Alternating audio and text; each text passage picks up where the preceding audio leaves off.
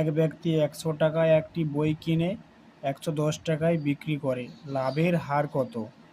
তাই এখানে বলছে ক্রয় মূল্য কত, না কিনছে কত টাকায়, না ক্রয় মূল্য সমান কি ১০০ টাকায় কিনছে বইটা, আর বিক্রি করছে বিক্রয় মূল্য সমান কত, ১১০ টাকায় বিক্রি করছে। তাহলে লাভ কত টাকা করছে, না লাভ সমান কি বিক্রয় মূল্য মাইনাস ক্রয় মূল্য,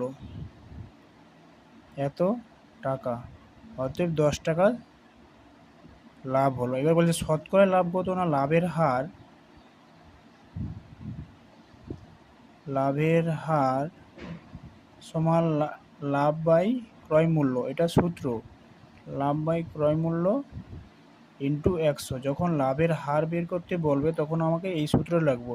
এবার লাভ কত দেওয়া আছে, না লাভ আমার 10 টাকা আর বিক্রয় মূল্য ছিল 100 টাকা, আর এখানে যেরকম 100 আছে সেরকম রাখলাম, এই 100 কেটে দিলাম, 10% আমার উত্তর। তাহলে শতকরা লাভের হার 10%।